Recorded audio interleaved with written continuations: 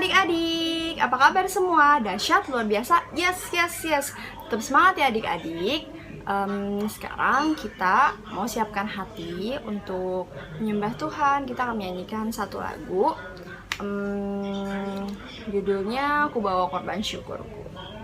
Sebelum kita nyanyi, kita mau berdoa dulu ya adik-adik.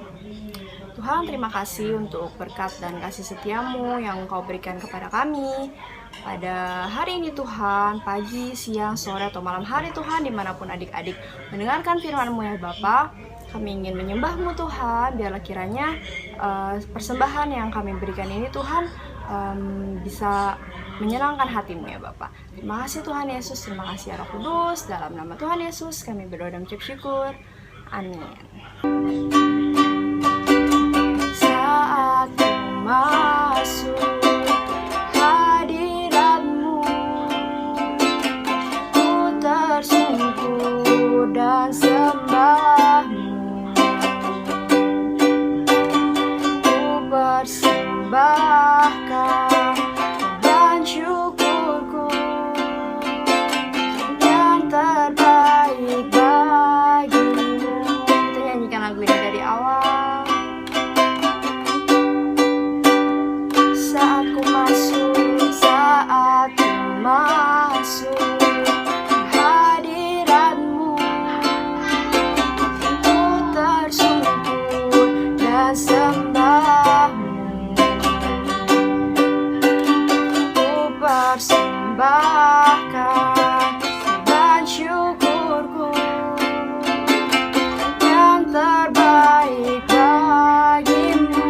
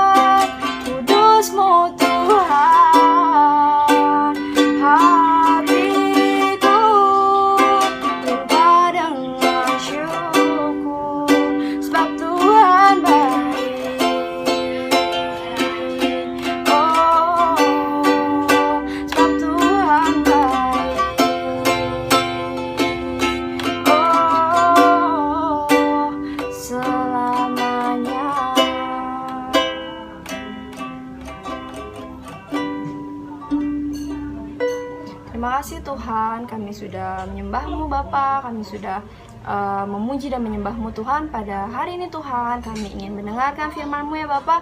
Kiranya ya Bapa, apapun Tuhan yang disampaikan oleh kakak yang memberikan firman ya Bapa, bisa menjadi rema bagi setiap hati kami Tuhan, dan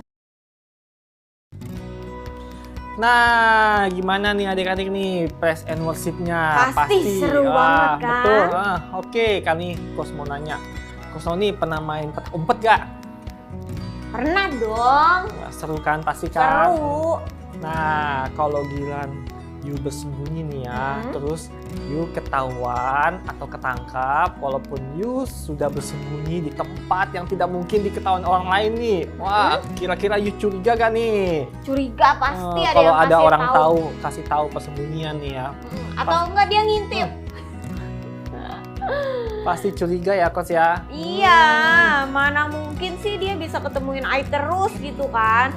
Kan gak seru juga kalau main ketemu terus gitu. Jadi gak seru mainnya, itu jadinya namanya curang. Iya betul. Nah, kalau dalam permainan aja nih kita merasa curiga, udah dicurangin ya. Apalagi kalau lagi ada di dalam peperangan melawan musuh nih. Nah, musuh itu tahu persis strategi kita nih. Wah, ketahuan nih. Nah, setiap kali kita mau melakukan penyerangan, Ya. waktu, tempat, dan bahkan sampai ke cara-caranya nih ya. Iya. Musuh tahu nih. Wah, kebayang nggak tuh? Gimana? Pasti ya ada mata-mata tuh coach. Iya, ada Iya kan? mata-mata ya. Ada spy di pihak kita. Iya nggak sih? Iya. Nah, terus kejadiannya nih, itu bukan cuma sekali loh. Berkali-kali. Sehingga nih di pihak kita nih mengalami kekalahan terus nih coach nih. Gimana? Iya, itu udah pasti mata-mata coach. Karena dia tahu persis apa yang bakal kita lakuin, gimana cara menyerangnya, jam berapa, tempatnya di mana. Pasti tuh si mata-mata udah kasih tahu strateginya kita kepada pihak lawan coach. Nah, nih coach nih ya, hari ini nih kita akan mendengar cerita tentang peperangan yang benar-benar terjadi seperti itu nih. Antara bangsa apa nih? Bangsa Aram dengan tentara bangsa Israel. Wah, beneran nih coach. Ada cerita, ada kejadian. Pernah. Sejarah. Betul. Seperti itu. Nah, betul. Wah. Nah, mari adik-adik kita simak firman Tuhan yang diambil dari kitab 2 Raja-Raja 6 ayat 8 sampai 13. Halo adik-adik, hari ini Coach Carey akan menunjukkan kepada adik-adik bagaimana Tuhan kita itu begitu hebat dan selalu ada menolong di setiap kebutuhan kita semua. Seperti yang terjadi pada bangsa Israel. Nah, waktu itu bangsa Israel berperang melawan bangsa Aram. Adik-adik perlu tahu ya bahwa dalam suatu peperangan apabila semua siasat dan strategi dari pihak musuh telah terungkap atau diketahui oleh pihak lawan mereka, maka musuh tersebut pasti bisa dikalahkan dan dihancurkan dengan mudah dan tidak mungkin lagi bagi mereka untuk bisa menang karena segala rencana dan strateginya telah terbongkar. Nah, saat itu bangsa Israel menghadapi peperangan dengan bangsa Aram. Nabi Elisa selalu diberitahu oleh Tuhan untuk memberi peringatan kepada pasukan bangsa Israel supaya menghindari tempat-tempat di mana tentara Aram akan menyerang mereka. Dan hal itu dilakukannya berkali-kali loh adik-adik, sehingga musuh pun kewalahan dan mengalami kekalahan karena tempat dan cara dan waktu menyerang mereka telah diketahui. Wah. Nah, adik-adik, hari itu ketika Raja Aram sedang mencoba menyerang bangsa Israel, Raja Aram memanggil komando tentaranya dan berkata, "Kita akan diam-diam mendirikan camp di daerah ini dekat bangsa Israel. Dan ketika kita akan menyerang tentara Israel, dan kita pasti akan mengalahkan tentara Israel. Dan kita akan meraih kemenangan besar atas mereka." Jadi tahu nggak adik-adik, para komandan pasukan percaya bahwa rencana Raja Aram itu baik, sehingga mereka mengirim tentara mereka untuk mendirikan kemah-kemah mereka di tempat yang diperintahkan raja. Sementara itu di pihak bangsa Israel ada Tuhan, yes benar, ada Tuhan memberitahu Nabi Elisa semua taktik-taktik, cara, tempatnya dan waktunya setiap kali tentara Aram mau menyerang bangsa Israel. Dan Nabi Elisa pun memberitahukan semua rencana rahasia penyerangan Raja Aram ini kepada Raja Israel. Tahu nggak adik-adik? Bahkan ya Tuhan memberitahu Nabi Elisa dengan tepat di mana tentara Aram akan bersembunyi. Wow, jadi Nabi Elisa berkata, waspadalah, pasukanmu jangan mendekati daerah khusus ini. Karena tentara Aram datang ke sana dan akan menyerang mendadak. Lalu Raja Israel mendengarkan perintah dari Nabi Elisa dan mengirim mata-mata ke daerah itu untuk memastikannya. Nah adik-adik, tahu nggak apa yang terjadi? Tahu nggak adik-adik? Ya benar, ternyata apa yang disampaikan pesan dari Nabi Elisa itu adalah benar dan tepat banget. Maka Raja Israel telah mengirim siapapun ke daerah itu sehingga tentara Aram tidak jadi menyerang tentara Israel. Karena tidak ada orang sama sekali di tempat itu. Nah kemudian Raja Aram kembali memutuskan untuk melakukan serangan rahasia lainnya. Dia udah mulai tahu nih. Di daerah lain, di daerah Israel loh adik-adik. Dia memberitahu komandannya lagi nih. Tempat baru dan bagi tentara Aram untuk mengambil posisi mereka lagi nih adik-adik nih. Tentara itu pergi dan mendirikan kemah mereka lagi. Dan menunggu untuk mengejutkan tentara Israel. Dan menyerang mereka. Dan kali ini pasti mereka pikir tentara Israel pasti akan dikalahkan. Itu yang mereka pikirkan. Nah adik-adik tahu nggak apa yang terjadi? Yap betul. Benar sekali. Tuhan memberitahukan lagi dan lagi kepada Nabi Elisa tentang rahasia penyerangan Raja Aram itu. Dan Nabi Elisa pun pergi lagi untuk memberitahukan, memperingati nih Raja Israel tentang rencana rahasia penyerangan Raja Aram itu. Wah, maka Raja Israel pun mendengarkan peringatan dari Nabi Elisa dan mereka berjaga-jaga. Lagi-lagi adik-adik, tentara Aram tidak menyerang lagi. Karena kenapa? Bangsa Israel tidak ada di tempat itu lagi. Nah, adik-adik tahu nggak? Ini terjadi lagi dan lagi loh adik-adik. Sehingga Raja Aram jadi curiga. Dia jadi mikir nih. Curiga ke semua anak buahnya sendiri loh. Dia curiga ke anak buahnya sendiri loh. Bagaimana ini bisa terjadi? Setiap kali pasukan Aram itu berangkat untuk mengejutkan Israel dengan serangan, tentara Israel tidak muncul di daerah itu. Maka Raja Aram sangat marah. Dia marah nih adik-adik. Dan percaya bahwa ada mata-mata di pasukan mereka sendiri. Lalu tahu nggak apa yang dilakukan Raja Aram? Bertanyalah dia kepada komandannya. Komandan katanya gitu. Pasti ada mata-mata di sini. Dia bilang begitu ya. Sehingga mata-mata itu memberitahu rencana kita kepada Raja Israel katanya. Tetapi salah satu komandan tentara Aram itu berkata, "Gak mungkin, gak ada. Tidak ada dari kami itu yang melakukan mata-mata itu yang mulia. Tetapi ada seorang hamba Tuhan bernama Nabi Elisa yang tinggal di bangsa Israel," katanya. Orang ini nih, orang yang itu tuh katanya orang Aram selalu tahu semua rencana kita. Dan ia memberitahuan kepada Raja Israel semua semua kata-kata yang telah Raja ucapkan secara pribadi. Demikianlah Tuhan menolong bangsa Israel dan mengalahkan bangsa Aram. Wow, adik-adik, luar biasa ya, sangat luar biasa. Tuhan bangsa Israel itu juga adalah Tuhan adik-adik dan coach juga loh.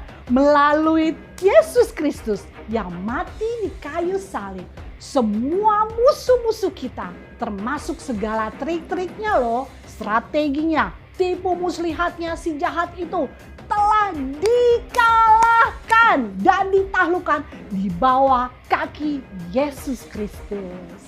Adik-adik dan coach yang telah menerima Yesus juga menerima apa yang telah Yesus lakukan di atas kayu salib. Sehingga nggak ada lagi tuh siasat si iblis yang tinggal tersembunyi.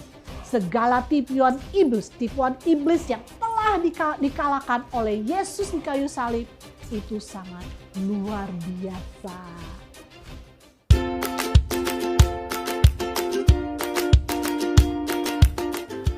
Oke adik-adik, nah hari ini nih melalui object lesson ini, Coach akan menjelaskan bagaimana Yesus Kristus mengalahkan tipuan dan semua trik-trik kebohongan si jahat yang mau mengganggu pikiran dan hati adik-adik. Nah kali ini ada apa nih Coach Noni? Ada kaleng soda, Coach. Nah, gini nih. Nah ini seperti tipuan dan trik-trik iblis yang berusaha menyerang dan membohongi adik-adik dan coach. Siap. Nah lihat nih ada apa Coach Noni? Asap ya, asap yang keluar ya dari kaleng ini. Itulah strategi dan serangan si jahat yang mau masuk ke dalam pikiran dan hati adik-adik. Contohnya bohong aja. Ya, pukul aja Tidak ya ada kan? yang tahu kok. Wah keren nih, nyontek aja nggak apa-apa. Lawan aja gurunya, Iya, kayak gitu. yang namanya anak berani tuh mesti melawan guru. Nah, kalau kayak begitu, apa yang harus adik-adik lakukan? Ya, apa dong, Coach? Adik-adik perlu cool aja, nggak perlu ditanggepin, nggak perlu didengerin. Wah. Sebaliknya, katakan di dalam hati dan pikiran adik-adik nih, Yesus Kristus telah mengalahkan dan menaklukkan semua musuh-musuhku, termasuk trik-trik kebohongan ini. Coba cool aja. Cool aja. Aduh, ya. Coba ya dilihat ya adik-adik ya, apa yang terjadi. Inilah yang terjadi kepada iblis. Wah! Lihat, Wah. Coach. Heeh. Coba diangkat. Nah, penyok ininya. Nah, tuh. Wah, remuk. Nah, jadi ingatlah Tuhan Yesus Kristus nih telah menaklukkan semua musuh dan trik-trik si jahat. Tidak ada lagi apa nih Coach Noni? Tidak ada lagi kekuatan si jahat, termasuk semua siasat dan tipuan si jahat yang bisa membohongi bahkan menyerang adik-adik. Wah, adik-adik tidak perlu dengarkan lagi nih ya semua Iya. kebohongan-bohongan untuk melakukan yang tidak baik agar menjadi cool dan berani nih. Iya, sebaliknya adik-adik nggak usah menanggapinya. Karena adik-adik sudah menjadi cool karena hidup Yesus Kristuslah yang menjadikan adik-adik Cool. Wah, luar biasa kan ya hari ini ya. Ya. Wah, nah kita masuk ke dalam ayat hafalan diambil dari Ibrani 2 ayat 8. Segala sesuatu telah engkau taklukkan di bawah kakinya. Sebab dalam menaklukkan segala sesuatu kepadanya tidak ada suatu pun yang ia kecualikan yang tidak takluk kepadanya. Tetapi sekarang ini belum kita lihat bahwa segala sesuatu yang telah ditaklukkan kepadanya. Kita ulangi ya Coach ya, sekali lagi ya. Ibrani 2 ayat 8. Segala sesuatu telah engkau taklukkan di bawah kakinya. Sebab dalam menaklukkan segala sesuatu kepadanya tidak ada suatu pun yang ia kecualikan yang tidak takluk kepadanya. Tetapi sekarang ini belum kita lihat bahwa segala sesuatu yang telah ditaklukkan kepadanya. Wah. Tuhan, terima kasih Tuhan untuk sharing pada pagi hari ini Tuhan. Terima kasih untuk firman-Mu, terima kasih untuk object lesson. Terima kasih untuk games, terima kasih untuk sukacita yang telah Kau berikan pada kami semua pada hari ini Tuhan. Dan terima kasih Tuhan untuk tubuh dan darah-Mu Tuhan. Terima kasih karena Engkau selalu menyertai kami semua di dalam perlindungan-Mu Tuhan. Sebentar kami akan melakukan aktivitas lagi, Kau yang menyertai setiap apapun yang kami lakukan Tuhan. Dalam nama Tuhan Yesus, amin. Amin. Oke adik-adik, sampai jumpa di streaming kita di minggu depan ya. Ya. Terus nantikan pasti ada sesuatu yang seru deh ya. Oke, sampai jumpa. Happy Sunday. Tuhan Yesus memberkati. Bye.